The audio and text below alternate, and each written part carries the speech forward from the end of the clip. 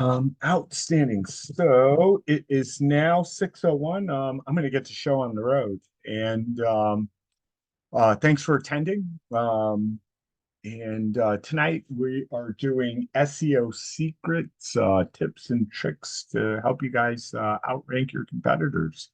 Um, like to thank you guys for taking the time to join us this evening and spending your hour with us. On tonight's agenda, we're going to talk about Google Eat, um, a little bit about semantic SEO, content creation for semantic SEO. We're going to talk about internal linking, backlinking, and how to measure success. And we'll follow that up with a Q&A session.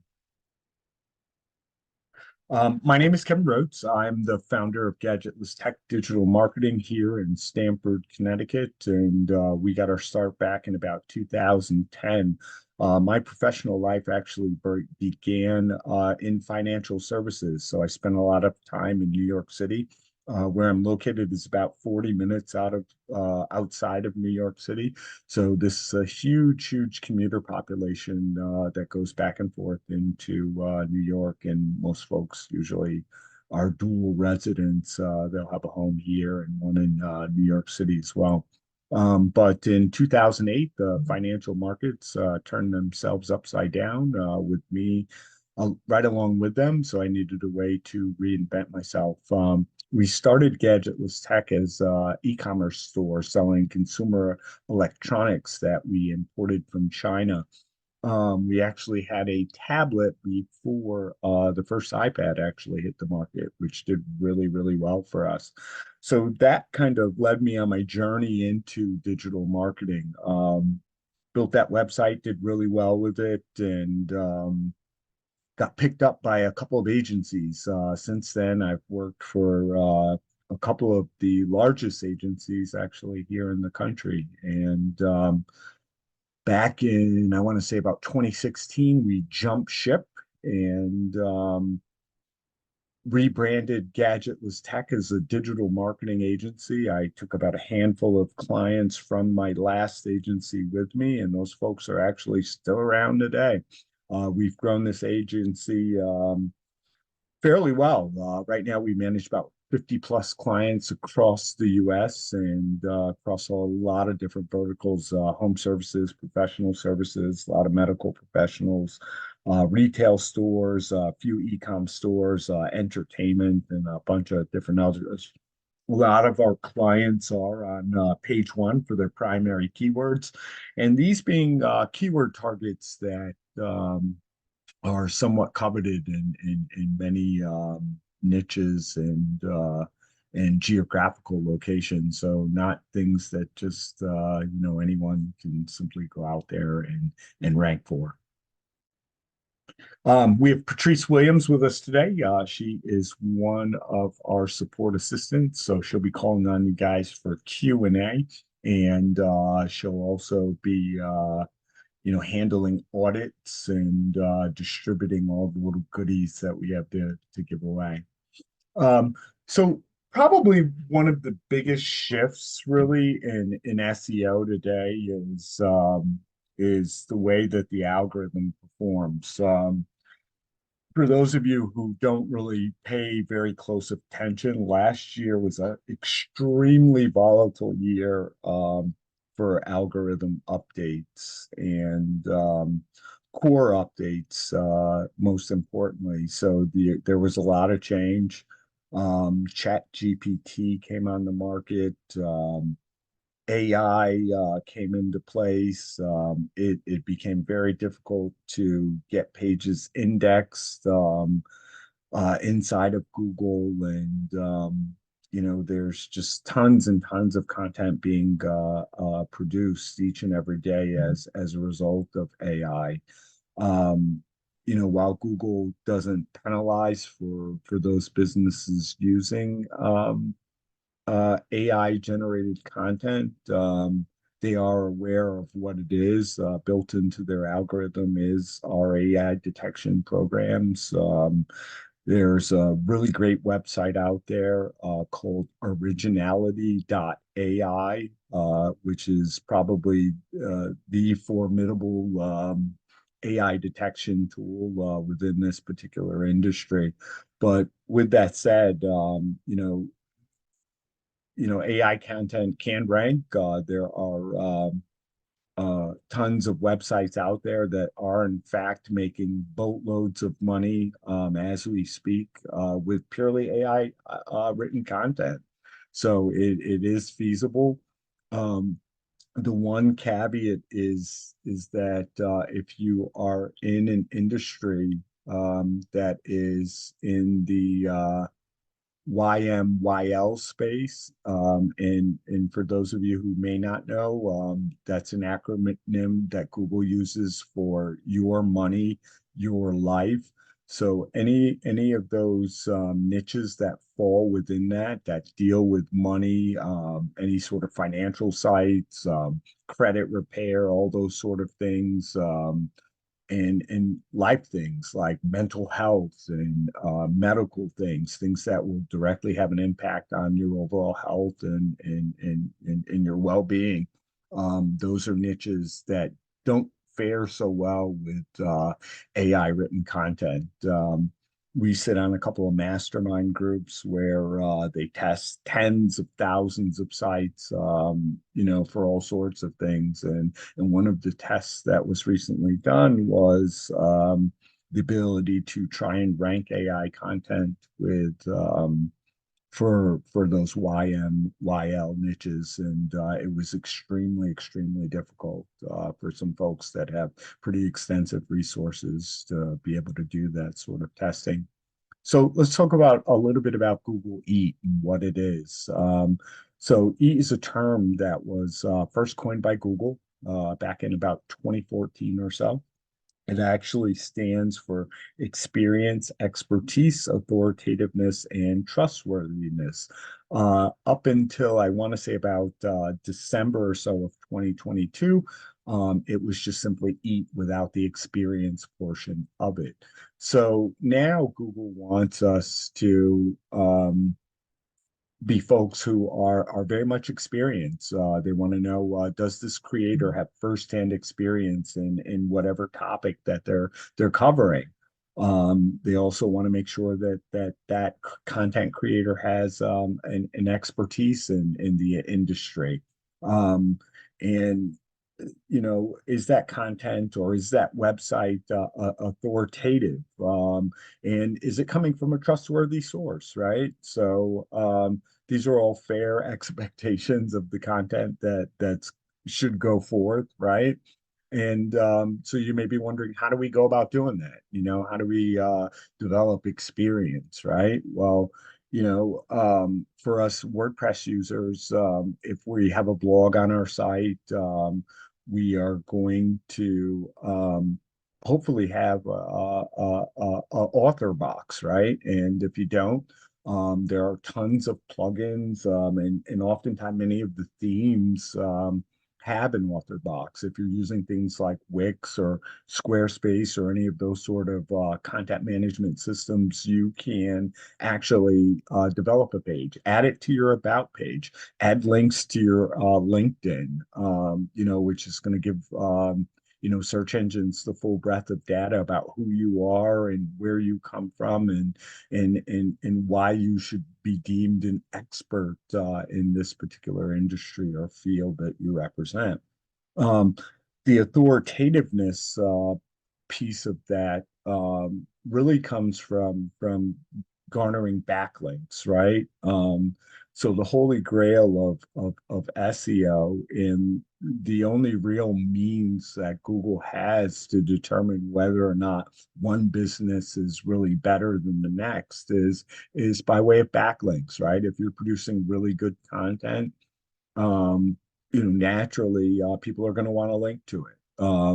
But with that said, links are oftentimes bought. When I worked at big agencies, they would spend millions of dollars for not only themselves but for their clients as well, just to garner backlinks, very authoritative backlinks coming from sites that were far more authoritative than their own, and pointing that content back.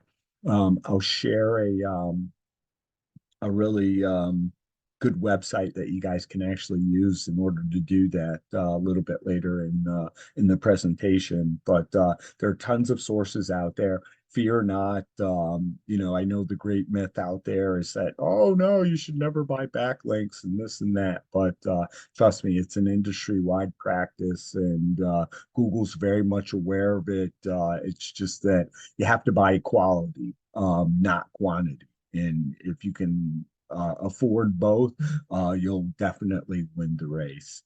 Um, so one of the documents that we use, that's a great resource in helping you to gain a better understanding as to how EAT works and how to develop it for your website, um, is the Google Search Quality Evaluators Guidelines.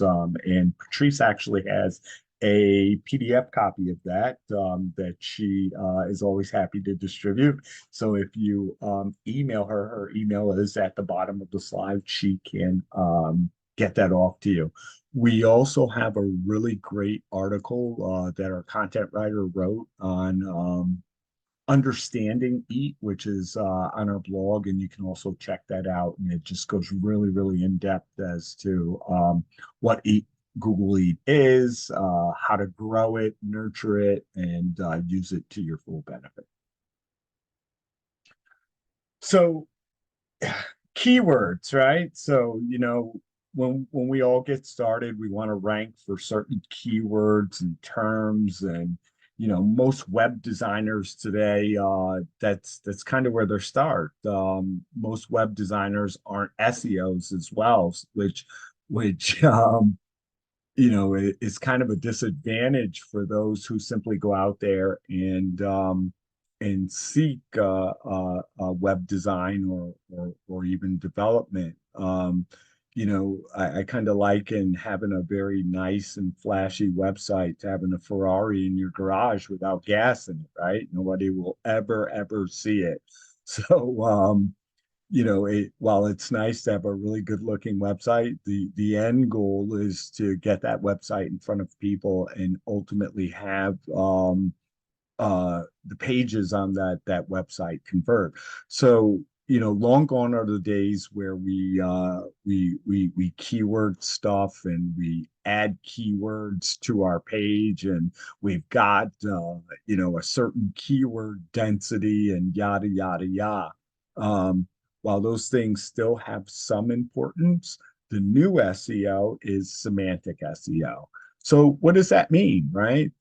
So semantic keyword research is really just this. Instead of just targeting those specific keywords, we're going to find related keywords and terms that are contextually relevant to the content that we have on our site, right?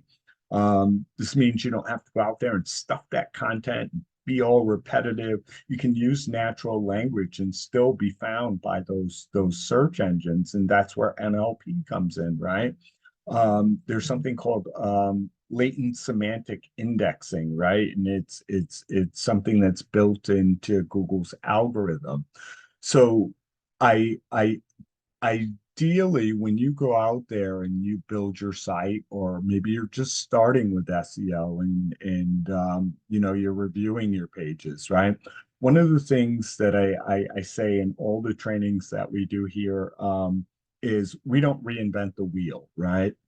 We go out there, find what's working, and we make it better. Everything starts with competitive research and data, right? We live in a data-driven world, and especially in SEO. And if you don't get a grasp of how to capture data and how to utilize it, you'll never win the race.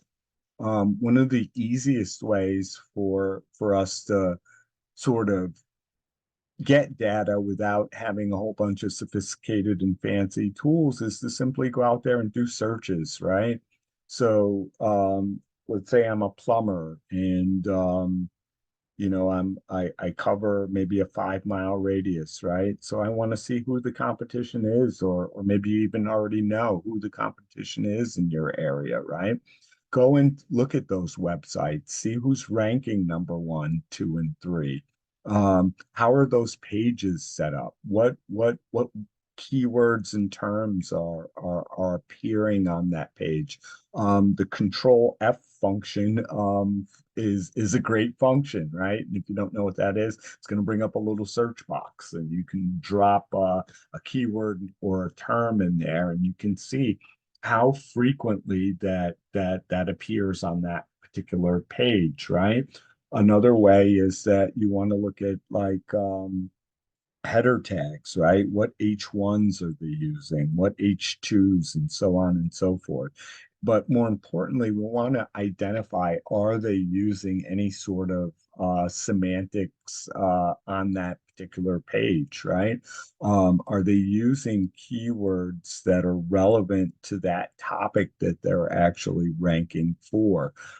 If they are not, I can almost assure you that if you follow a certain pattern in the structure, you can outrank these people relatively easy. Um, and what you want to do is you'll go and there's a great tool and trying to think of it. We use so many around here, but there's one free one that's really, really good. Give me 1 second. I'll look that up for you.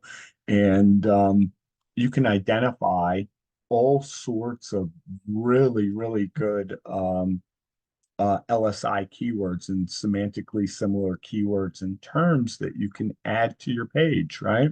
So or you can even use Chat GPT or some variation of some AI tool where you go out there and you simply say to it, hey, what are the semantically similar terms to emergency service plumbing or something like that, right? And then we also want to identify what topics are out there that people are talking about surrounding plumbing and so on and so forth, right? And once we have a basis for that, we can start developing blog content, right? That blog content is going to be pretty extensive. You'll want to go out there and find other articles that rank. Look at the structure of them. How many headings does it have? What's the average word count of that particular blog? How many images does it have? Does it have a video? And you go and you take that content, and I'm not saying you plagiarize it, but you go and you use that as an outline for your own, but you only make yours better, right? There's a great SEO out there called named Brian Dean, and he came up with a strategy called the skyscraper method.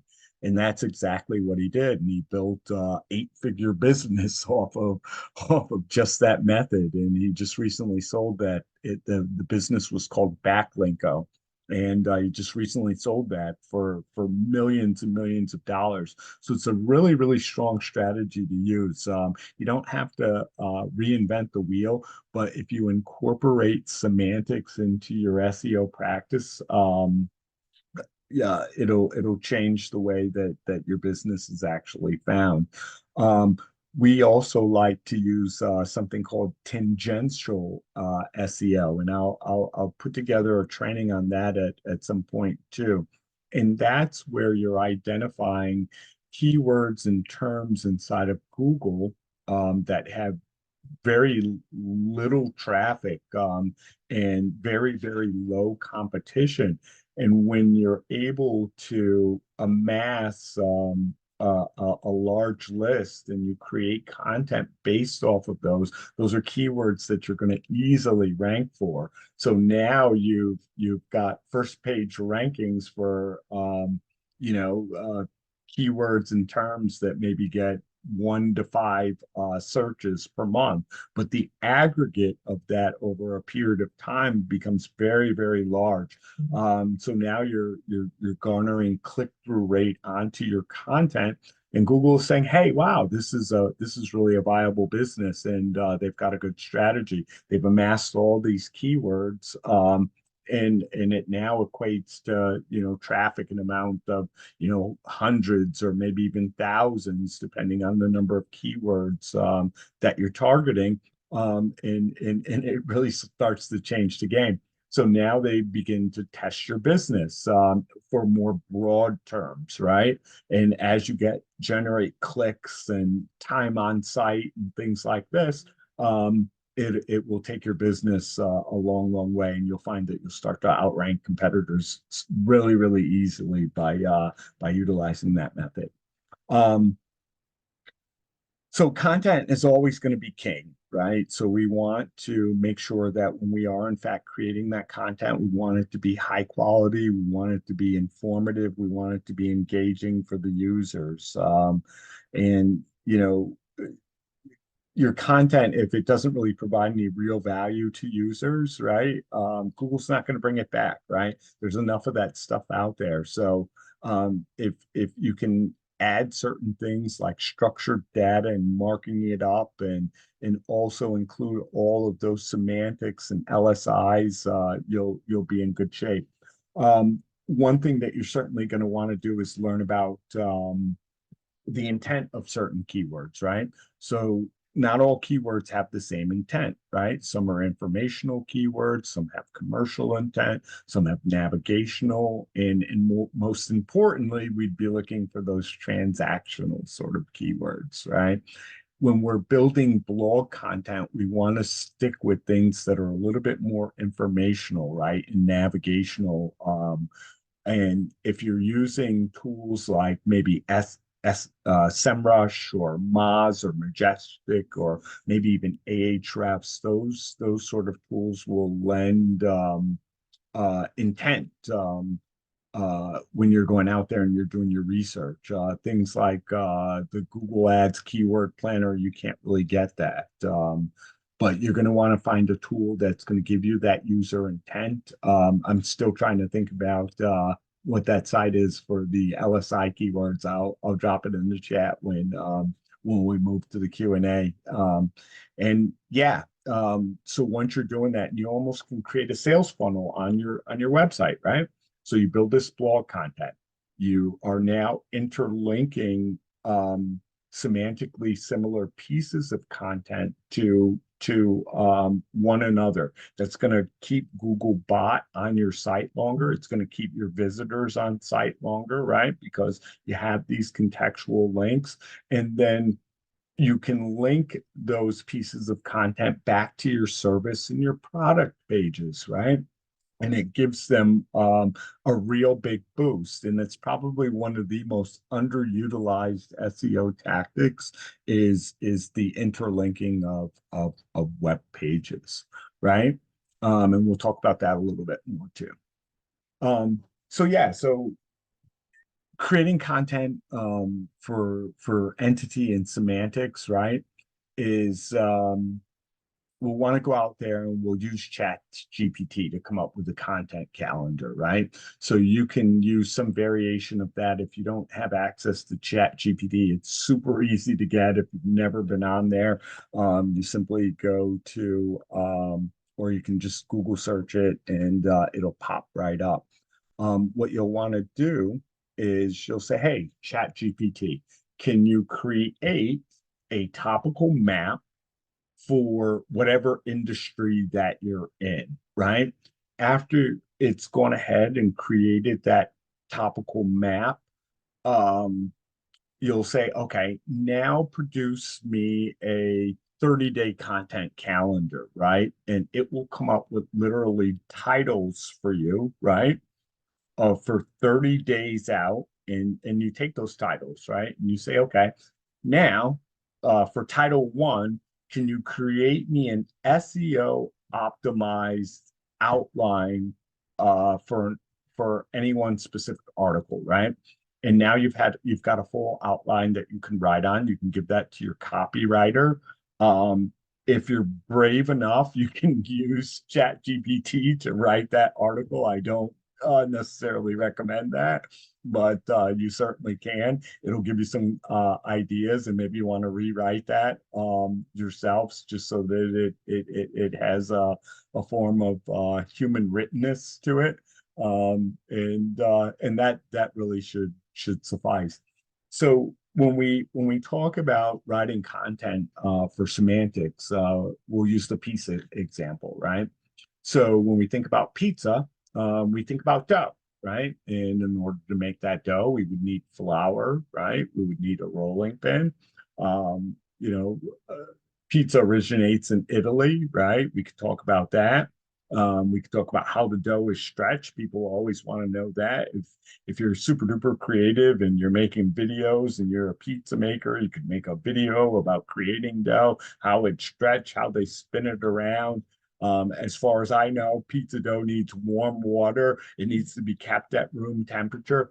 All of these things are semantic to pizza, right? So um, the more um, tangential content that you have relating a subject, the more topical authority you're going to have in the eyes of Google, and not only for search engines, but for your visitors as well, and your potential customers. They're going to say, hey, this guy's a super duper authority on pizza. He knows about sauce, he knows about dough, how it's made, knows all about Italy, the various types of pizza, Neapolitan, and blah blah blah. So, so yeah, so any one particular topic, that's how you would want to create your content, is you want to have those tangential topics, and you also want to have a lot of semantically similar topics in a very, very strong topical map. And Chat GPT is a great way in order to be able to develop that content calendar. Um, some really good resources as far as AI is concerned. There is a Chrome extension called HARPA, HARPA, absolutely phenomenal.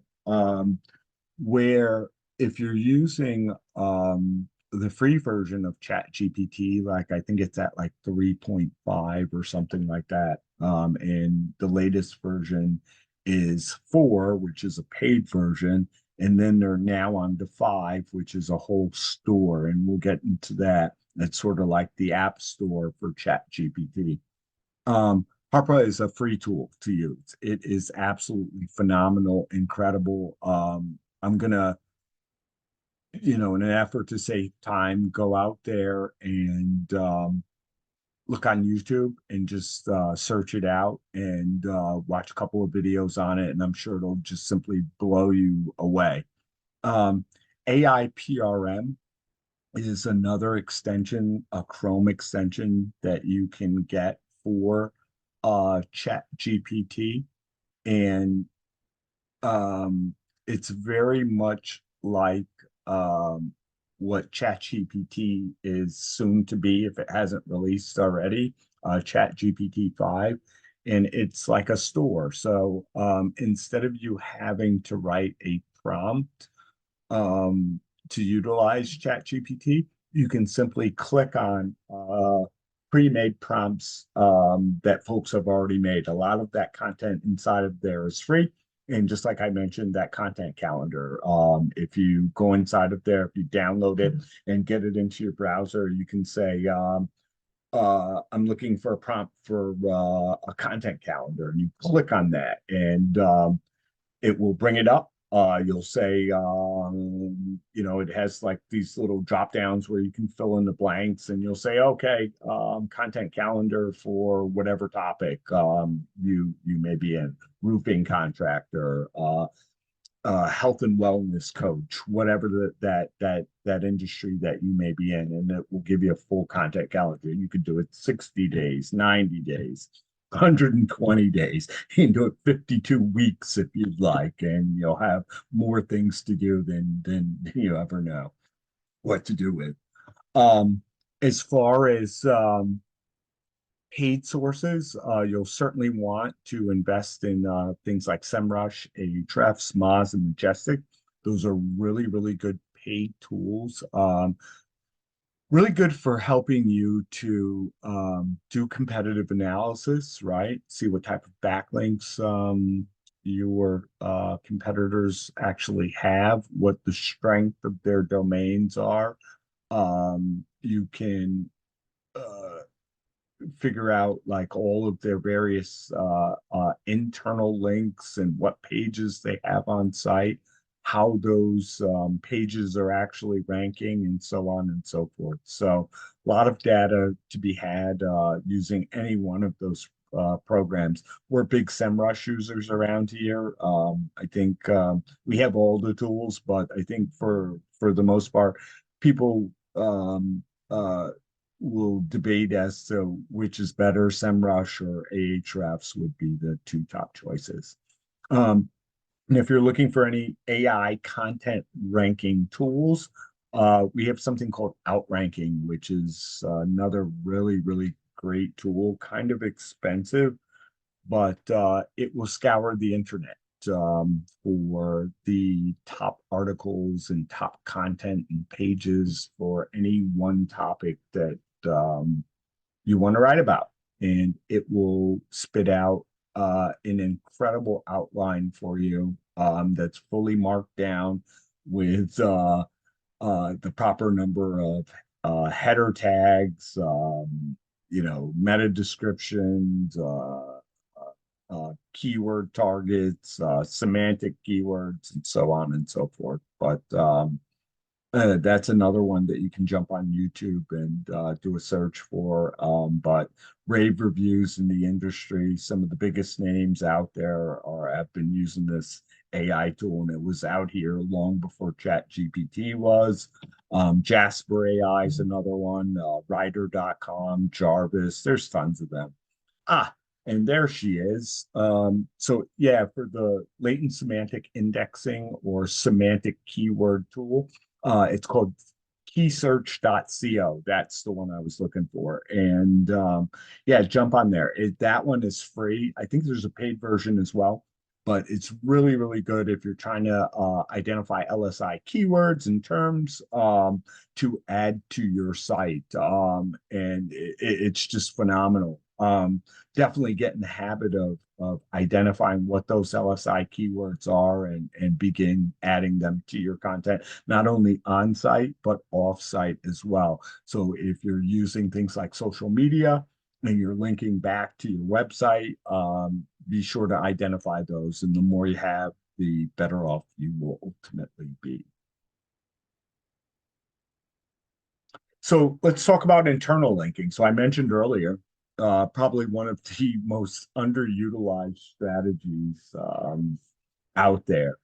And the reason I say this is that inside of my mastermind group, someone had done a test. I want to say maybe 150,000 plus websites, right? And identified that for every two contextual links equals one backlink of equal authority. And I'll explain what that means. So let's say your website has a domain authority of a 10, right? And for every two internal links that you create on your site, that would equal one backlink from another site of equal authority of a 10, right? So super duper hugely important, right? And then the structure should really be is if we have our homepage, right? And we're creating these internal links, we never want to be at least three tiers is what we would call it, or three clicks away from our homepage, right? So all of these contextual links need to be at least three tiers away for that two contextual links to equal one backlink of equal authority in order for it to work. Now, we can go as many layers deep as we want if we're just creating structural links. So let's say, for instance, we had our homepage. Then we had our services page, right? And then our services page linked to our a particular service that we were offering inside of that service page. And then that service page linked to a blog about that particular service or a particular article on our blog about that particular service, if that makes any sort of sense to you guys. I hope I explained that well. But yes, Internal links definitely will improve SEO by leaps and bounds. We've been doing a lot of it even on our own site. If you go and visit our site, you're going to see immediately from that homepage.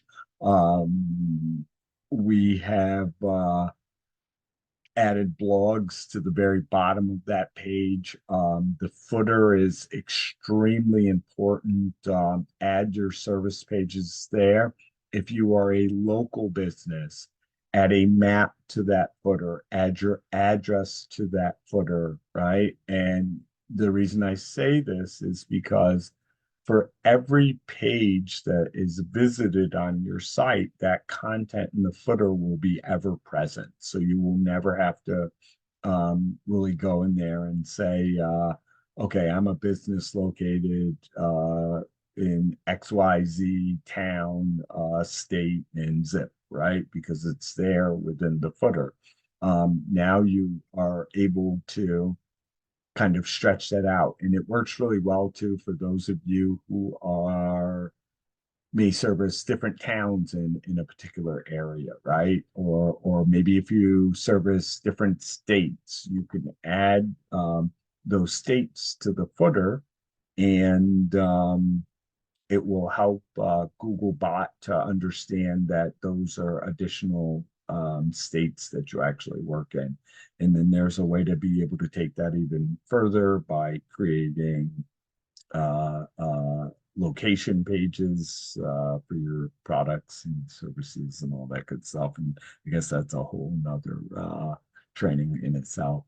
But yeah, so you'll want to point those visitors to your most highly converting pages, right? And make sure that those internal links are reaching those far-reaching pages. So if you're going three deep, you'll want to create a trail. Obviously, it needs to make sense and be semantically similar. Remember our LSIs, remember our semantics, and we're using those contextual links to link to pages that are semantically relevant and so on and so forth.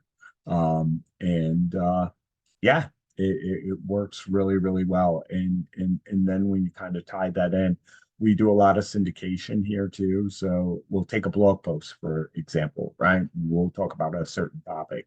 And then we will take that blog post and we'll create contextual links inside of that post, point them back to our product and service pages, right? And then once we syndicate that to social media, we will use a semantically similar keyword on that social media post to point to that post, which is going to point ultimately to that product or service page. So we're getting social signals.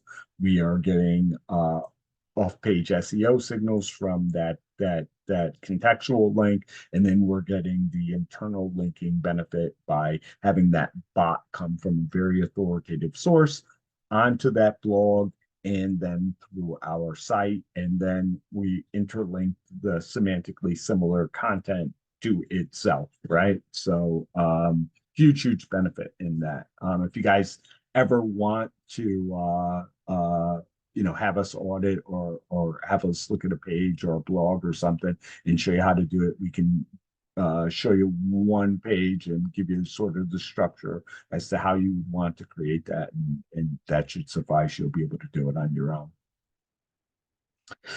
So backlinks, right? The holy grail of SEO, right? So, the three types of SEO: on page, off page, and technical, right? So you'll start with, any project here is going to start with competitive analysis, keyword research, or uh, uh, latent semantic indexing, keyword research, and so on and so forth. So we build this content. Now we've got all these things in place. We want to ensure that our off-page SEO is good to support whatever it is that we have on site, right?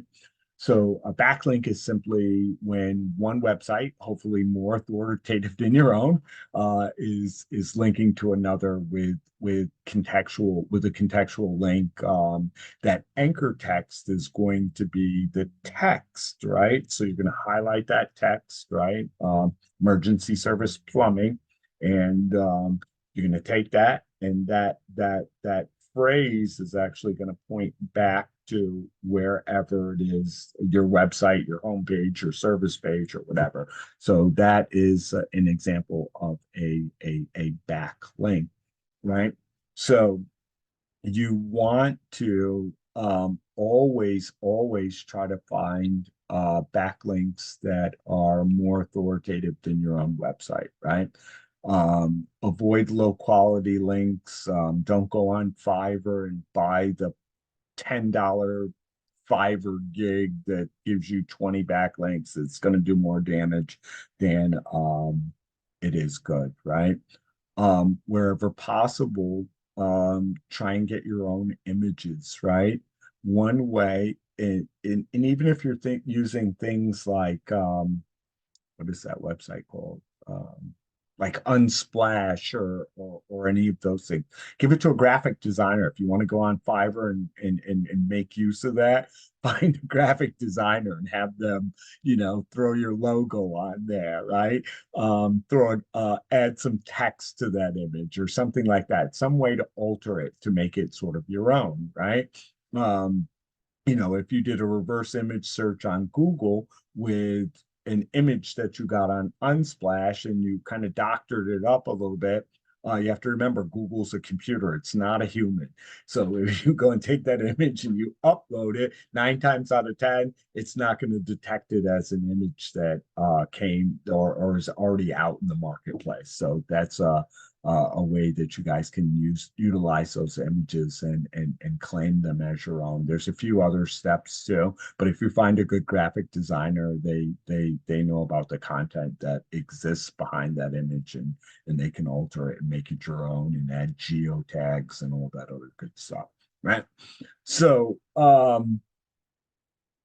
anchor text relevance. So wherever you're building these links from, or you're syndicating your content onto social media and things like that, you want to make sure that that anchor text or that contextual link is relevant to the page that you are actually linking back to.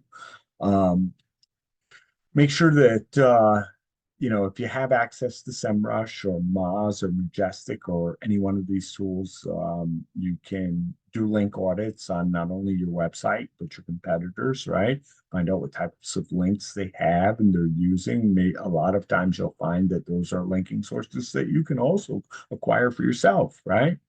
And the traditional way of garnering backlinks is to do cold outreach, right? So you'll craft an email and you'll say, hey, Mr. Website Owner, I see you have a lot of good content on your site, and we also have a lot of good content.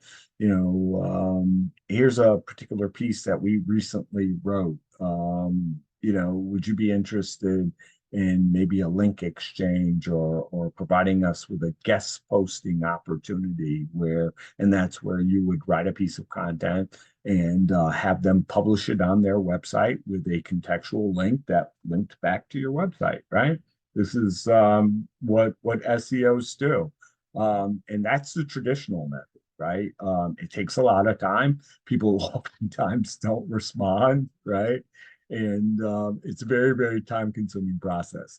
So the shortcut is to go out there and buy backlinks, right? And once again, it's the biggest myth out there. I'm here to tell you that pretty much everyone buys backlinks. I know that if you've been around this for any length of time, you've heard that you shouldn't buy backlinks, but it is okay. So one great site that you guys can utilize in fact to be able to buy backlinks is a site called Adsy, ADSY.com, and Patrice will drop that in the chat for you.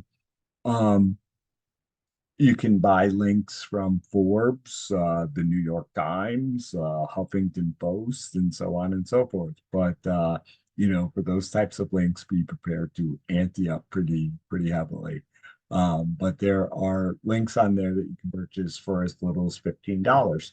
But I'm going to say this, caveat emptor, let the buyer beware.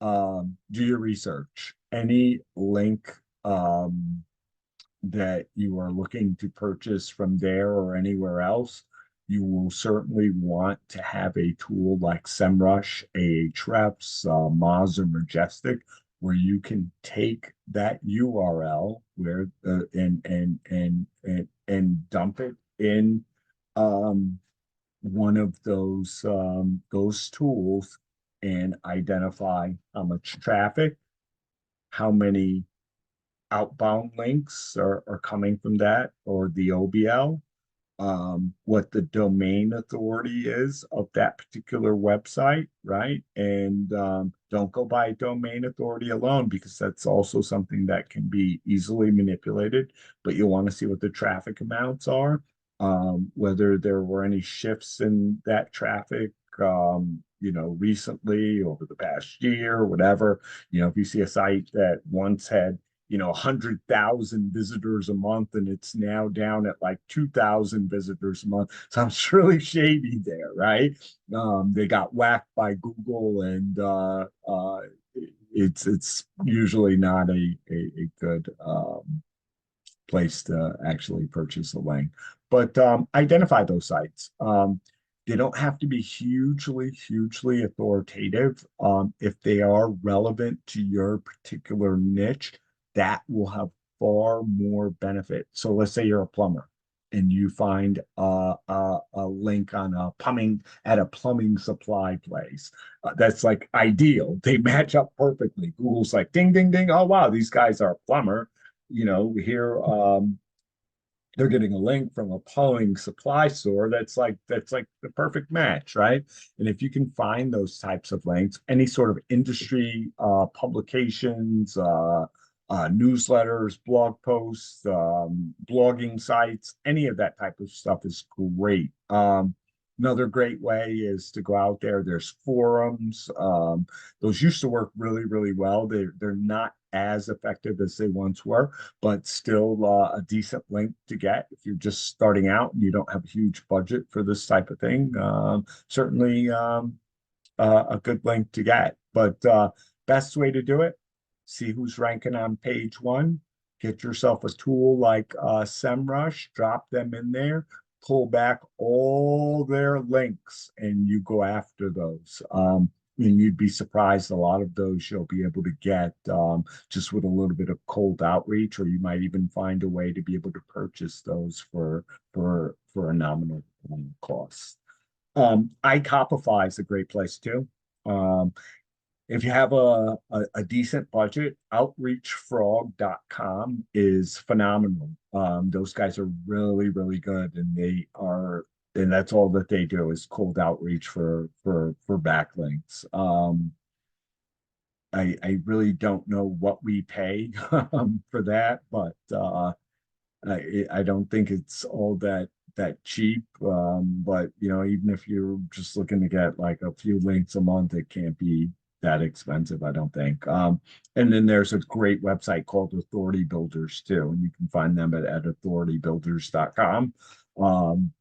And those guys do a lot of cold outreach, and I think they do some guest posting there. And you can either have them write your articles and post it wherever, and or you can supply your own. Same thing goes for Adsy and iCopify too. Both great places where you can actually write your own content. You can have or buy content from them directly. And lastly, so you've done all this stuff and spent hours and hours racking your brain, right? Watching YouTube videos and trying to figure it all out. How do we know if this stuff is working, right?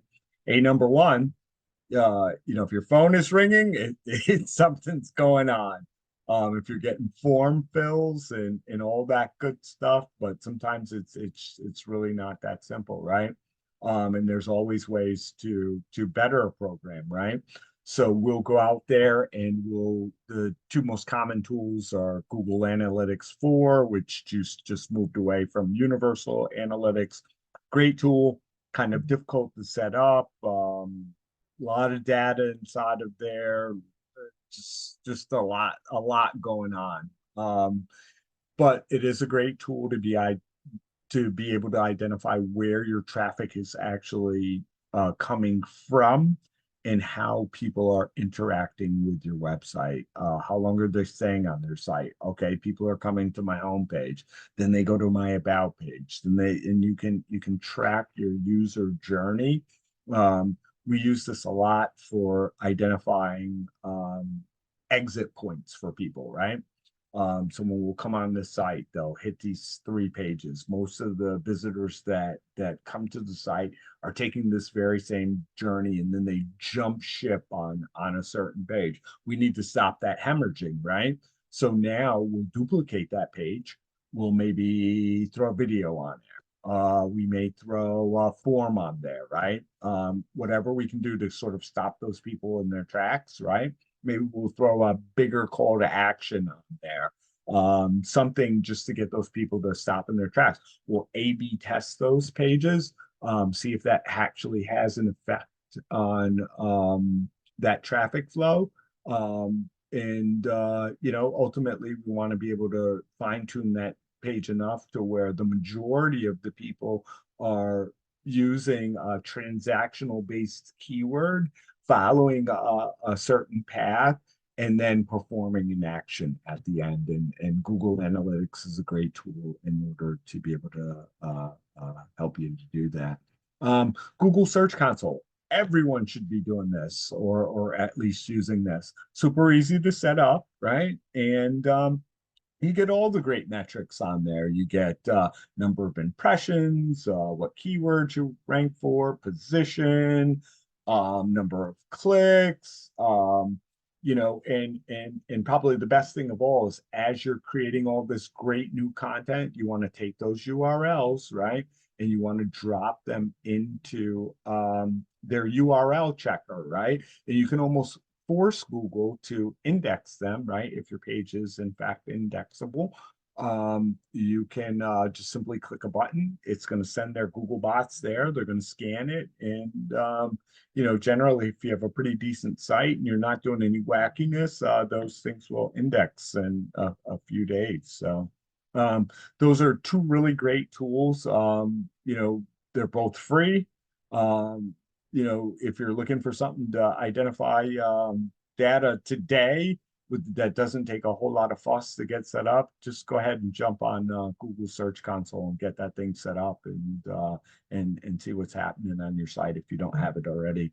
Another great tool that we like to use that I'll throw out there, it's a little pricey as well. It's called Nozzle.io.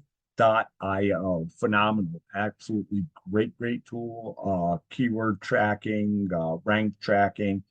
You can spy on competitors till thy kingdom come. It's just a really good tool. And that's it. That's all I really have for you. I see I went over a little bit today, Patrice. Yeah, I'm at an hour and some change. I can't really see the time, but oh no, it's 6:54, so we're close, but we got about a few minutes to take on some questions. What we got? You want to come off mute? If anybody has a question, you can, I think I made it so that you guys can take yourselves off mute. And no, I didn't. Oops. Okay. Are you able to take them off mute, Patrice? Hold on 1 second. Give me 1 second. Give me 1 second. Let me sort it out here.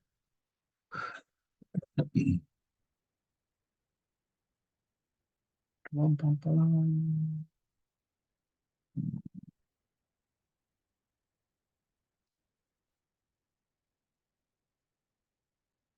Okay, so now you guys can unmute yourselves as you have questions and fire away.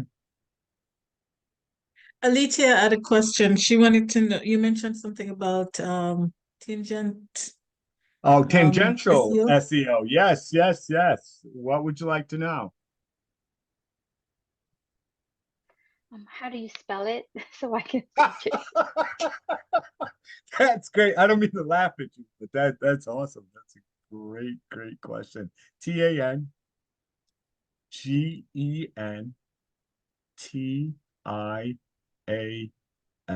Tangential SEO. Um, Hold on. I am going to give me 1 second. I think Beth, our copywriter, just recently wrote an article about this, and it may even be on Alignable. I'm not 100% sure, but let me just check for you. Ah,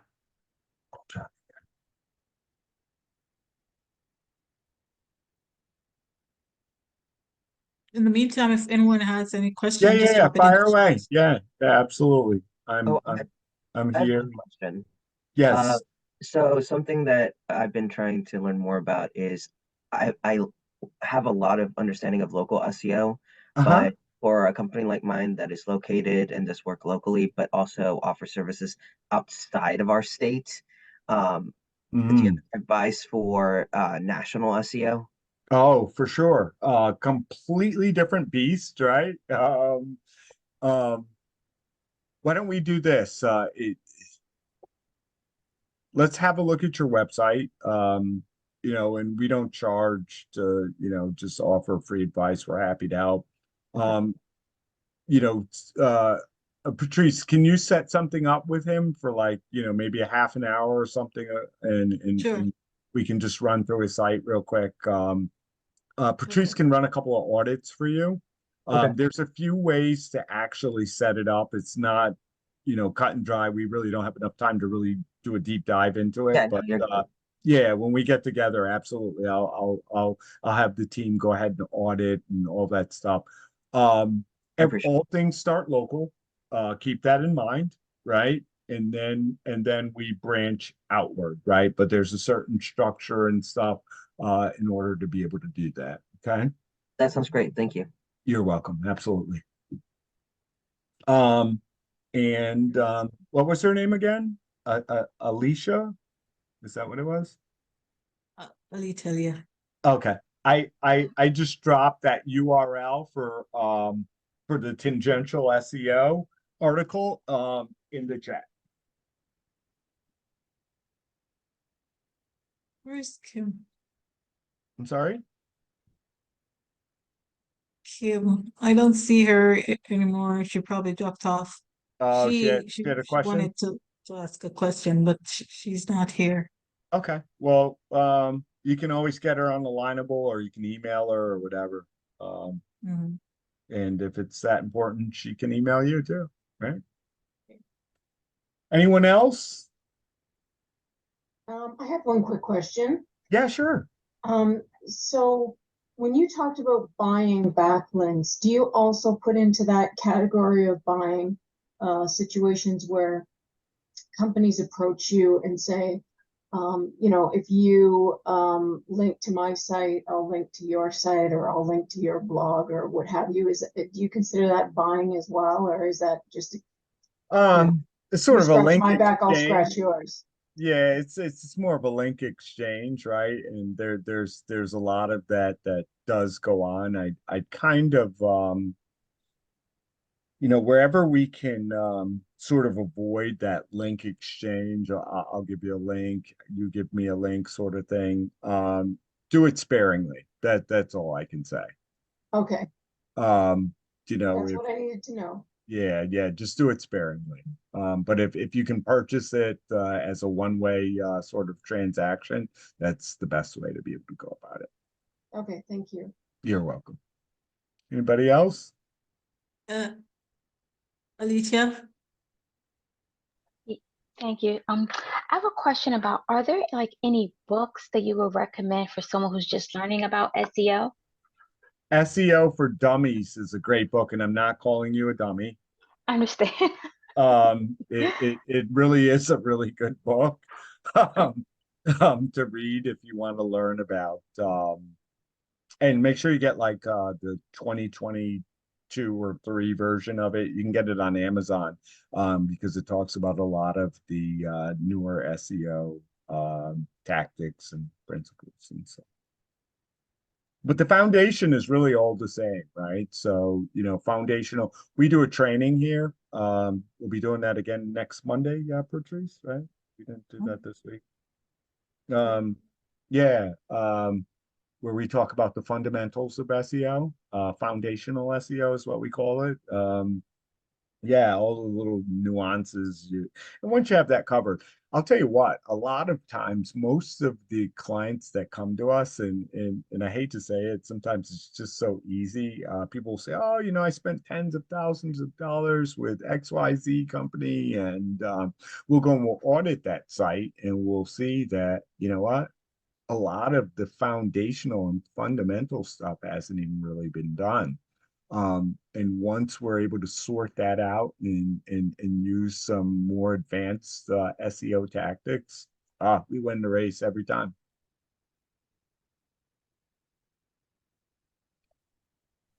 I have a Quad, question. Yes. When it comes to SEOs, with how fast your page loads up, or the host that you're using, how fast their servers are, will that have an effect on your SEOs? absolutely. So I want to say, was it 2019 was the there was a algorithm update for page speed. So now today we think about all things UX or user experience, right? So the faster a page loads, the better the user experience, right? And if you want, there are some great tools out there where you can test the speed of your website. One being Google Page Speed Insights. Do we have a link for that, Patrice? I think we do somewhere. I think that might be in our other training, but if you don't have it, you can go ahead and Google that, Quad. And also, there is a website called GT Metrics that you can go to as well. For anyone here, if you want to get an audit, we have an audit tool on our website. It's on our homepage, in the middle of the page. It's totally free. It will hit about 150 or so data points. You drop your URL in there, you affix what keyword you're looking to target for that particular page. And you put your email address so that you can get a PDF copy, but within about 30 to 45 seconds, that audit will appear on screen. If you did opt to leave your email address, you will get an email copy of that PDF version. Page speed is one of the metrics that it checks for. And just basic on-page SEO, a lot of technical stuff that you may not be aware of that's happening on your site, but it's free. So you can go ahead and do that. If you do run into issues with getting that done, feel free to email Patrice. I think I opened with it. She's always happy to run those audits for you guys.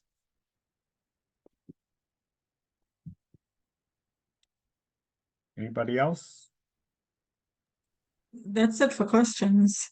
All right, good stuff. So again, we appreciate everyone for attending. Google, or I'm sorry, Google. Patrice will get off to you if you would like the periodic table of SEO ranking factors. What else? Search quality evaluators guidelines. And if you want to get that audit, or you can do that. If you need anything that's like an off-page audit, you'll have to go ahead and email her. We can do a backlink audit on your site and all that good stuff just to see where your domain strength is. All right. But once again, appreciate everyone for attending. Look out for next week's training, which will be on Monday, I believe at 5 p.m. And we'll be talking about the fundamentals of SEO there as well. Got a couple of other things that we'll be filling up the week with coming up, so stay on the lookout for those. We'll try to connect with each and every one of you on Alignable as well. But thanks so much, and have a great evening. I hope you guys found value in this.